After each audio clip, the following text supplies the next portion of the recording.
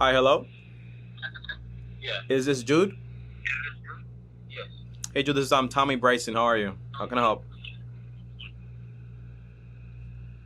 Oh, yes. Yeah. I'm scheduled with you to get some information about the ATM business. Okay. So just want to let you know this call is going to be recorded and potentially uploaded. So what do you want to know about the ATM business? I mean, just how to get started and stuff like that. What I need to get started and stuff like that. Okay, so I have a full video on it, and the basic idea is you need an ATM. Then you need, for example, like a company to handle like all the networking. Then you need also, for example, like the bank accounts. The hardest part to actually get is just going to be, for example, like the actual bank account, because some banks are just like tricky and they don't want to deal with ATMs. But it's just basically, I think in the video that I did, I included the type of ATMs you can actually get. For example, like the models and so on. I included, for example, the company can provide you for you the ATM and also like the back office for it, because that's how you get everything actually connected and everything like that. And then the bank account that you can actually use, they're just different banks. They're always changing. So I would recommend you just like search up on Google and find out what bank can actually supports ATM business and so on. Does that make sense? Yeah, that makes sense. And what about the LLC and stuff like that? That's just what state are you in? Louisiana. Yeah, so just you ever applied for an LLC before? No, never. Yeah, so it's nothing different from applying from a normal LLC. If you want, you can use LegalZoom. That's an online service. You can use also Send Business. That's also like an online service. Or if you just don't want to do that, you can just, for example, speak to a CPA and just have them file everything for you, like an accountant and so on. But it's fairly... Like they're going to charge me to do that. Yeah. They're going to charge me to do that. Well, I could just do it myself. Yeah, you could do it yourself. But if you've never done it before and you're not an accountant and you don't have any experience with it, if you want to do it, just search up on Google how to file an LLC. Some things, by the way, when you're doing a business, just because you can do something doesn't mean you should. Because sometimes, for example, someone can do it like better. Your time can be used for something else. So if you can have somebody do it for you for like $200 or like $300, and it can save you a lot of time and stuff like that, potentially might be a good deal. If you are running on a low budget though and just want to do it yourself, you could just do, for example, doing business ads when you first get started, right? But then the problem is with the whole bank account. So you can search up on Google how to file for an LLC in Louisiana. I think it probably is gonna be like $60 to actually do the whole filing process, most likely. But then you have to do all the paperwork and everything else yourself. And even after you do that, you're still gonna need, for example, bookkeeping to take place. So you're still gonna need an accountant no matter what. Right. So first thing is to get the LLC. No, that's not the first thing. The first thing is to do the research and to make sure that this business actually makes sense. Now, as you know, ATMs are great. For example, you put them in one spot. If you have a lot of like foot traffic, you can get people to actually use it and have inconvenience or whatever, you get some money. However, it is a dying business, especially today with like for example, like Apple Pay, Google Pay, and all these other forms of payment, right? So the deal is that it's more like a business that you kind of operate, and then once it starts like flowing through, makes you some money, maybe you just want to dump it and just sell to somebody else. So why do you want to do the ATM business exactly? I mean, just to get like, I just want to try it just to see how it goes like that. I'm just not doing this for like a main income and none of that. I just want to see how What do you do for money right now? What's your job? Right now I have a job. What? I have a job. Okay, what's her job? What do you do? I work at a hotel. Okay. How much money do you make per hour? They give me $10.50. Okay. So how much cash do you have on hand? Cash, let's say about $5K. Okay. So if these people give you $10.50, it took you, if I'm not mistaken here, around 500 hours of your time to get that $5,000. You see how crazy that sounds? Right. So when you're trying to try a business like this, it's going to cost you like $2,000, $3,000, $4,000, and it's just to try it out. It's costing you a ton of money. It's just that me personally, for example, I would be using my time, because you have time right now, and my money towards learning a new skill that can potentially just make me more money. because an ATM is a slow business. So even if it does work out and you put it in one location, it might make you, for example, $200, $300, $400 like per location per month. Then you split it with, for example, with the person. But if it's a business that's going to be going down and down and down, it might not be the best for you. Now, if you're making $10.50 per hour, right? That's what you're making? Yeah. It's just, you don't make enough money, right? You don't make a lot of money. So what I would do is basically I would focus on locking down a new skill. Whether, for example, that's trade school, whether, for example, that's a license, whether, for example, that is college, whether, for example, that's a course. That's just... I'm in school. I'm in college. What are you doing? Criminal justice. Okay. What's the growth in that career? Like, what's the growth looking like? How much money are you gonna make and all that stuff? About $100K a year. You're gonna make $100K entry level doing criminal justice? Yeah. And who told you that? Maybe not starting up at 1K, but like let's say starting up around 60, 70K, but going up to 100K a year. What are you gonna be doing in criminal justice? Huh? What are you gonna be doing with that degree? Might go federal with that. What job are you gonna get with that? Exact job. I'm trying to. Let's say I'm trying to get into FBI or something like that. Here's what I can tell, right? You don't really know what you're gonna do with this degree. So what I would do is, right, and it's very important you understand this. You can't waste your time like this. You can't just go to college. You have any student loan debt, by the way? Excuse me? You have any student loans?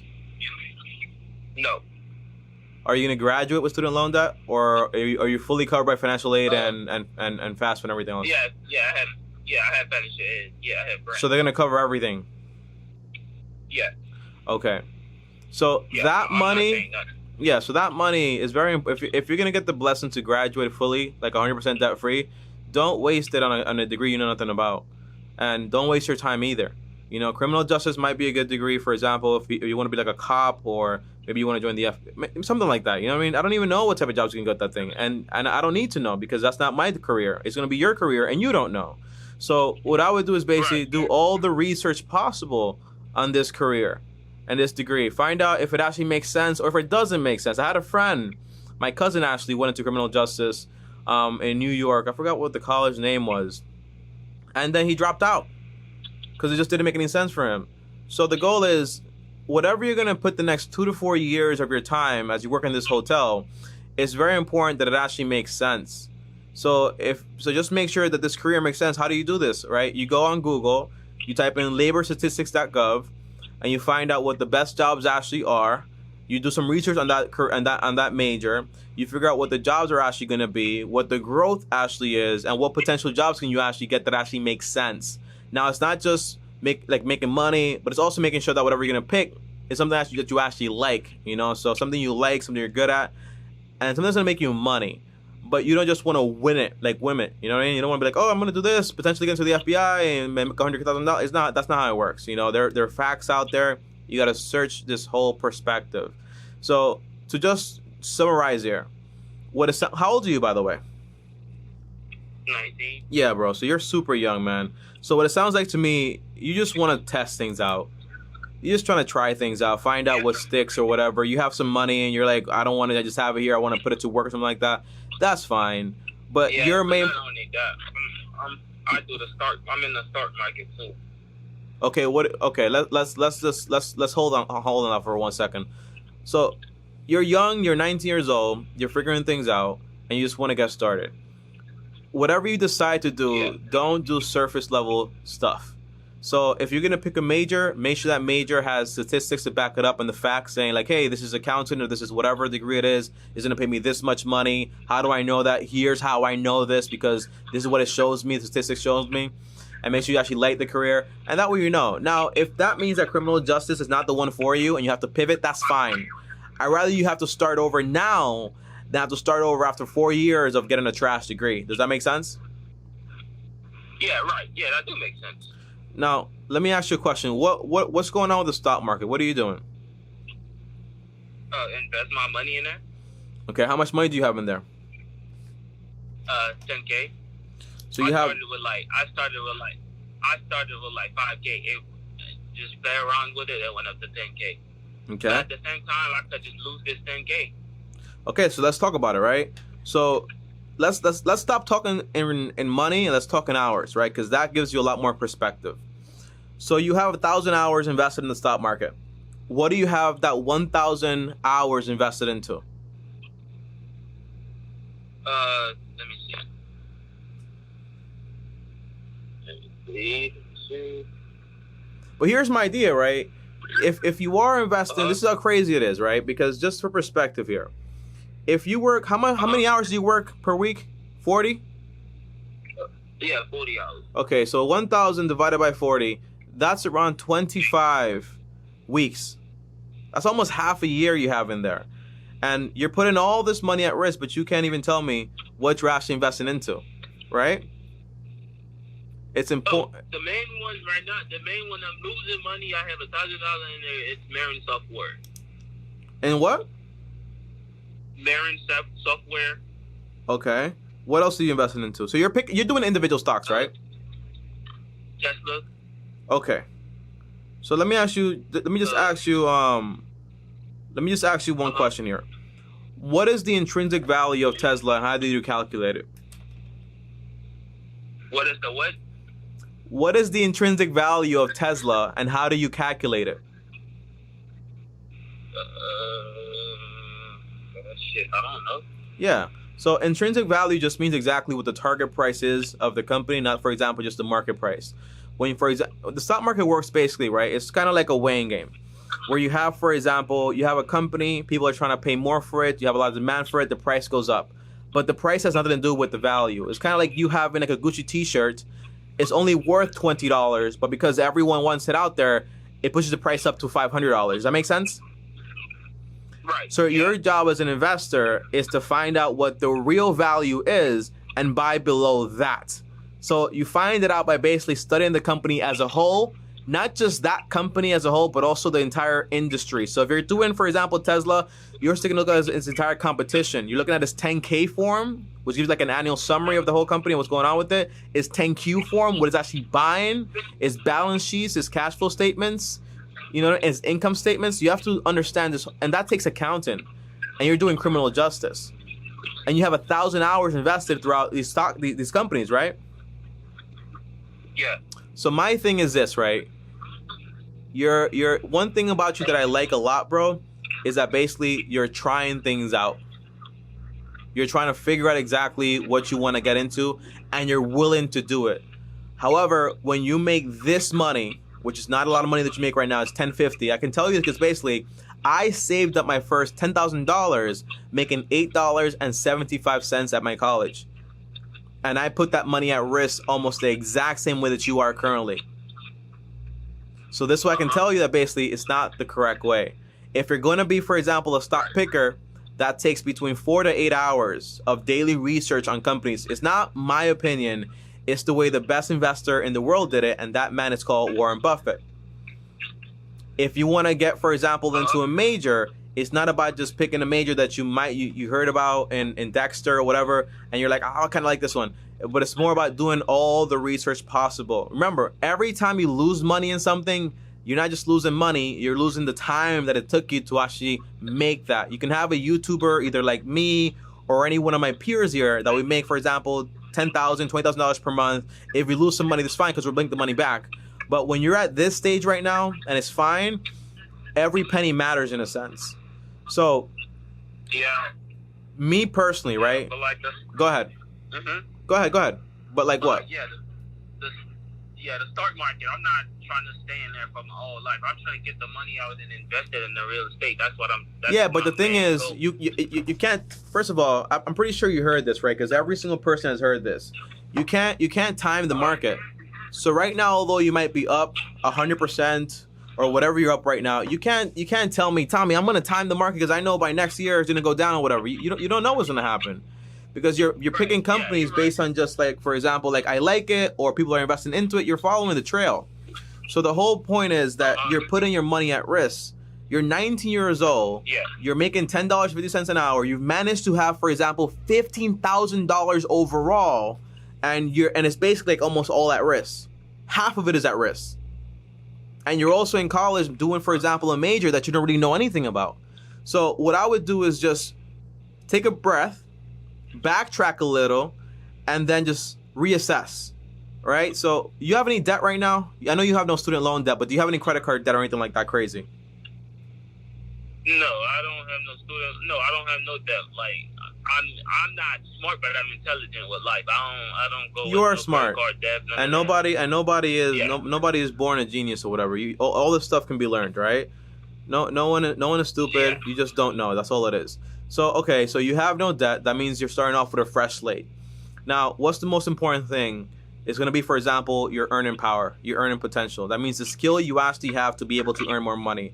Right now, the skills you have, Jude, earn you $10.50. So that means you have to go over there and upgrade that skill to earn you, for example, either $40,000, $50,000, $60,000 a year or whatever it is. Notice I'm not saying like $200,000 or $100,000 because you don't really need that much money. You could, but you don't really need that much money at all. But if you can get, for example, a career that's gonna make you $40,000, $50,000, $60,000, but you're happy, you have no debt, it's a lot more money than you think it is. So okay, so my research for you would be, take a pause, look up the career I'm actually gonna choose. Second thing is reflect on the investments I'm investing into. If you cannot write down on a paper 3 facts, like real factual things, like the target price, intrinsic value, its competition, the moat of the company, and all those things about the company, then most likely you're just basically gambling, right? So the idea here is that you say, hey, am I gonna keep this and put this money at risk, or I'm gonna sell this and basically just keep my money on the side? Just because your money is idle doesn't mean it has to have any type of job. You know, idle money is not great. And by the way, idle means not doing anything. But having money in a risky place is even worse because you can lose it all. You can lose it all. Does that make sense? Right, yeah.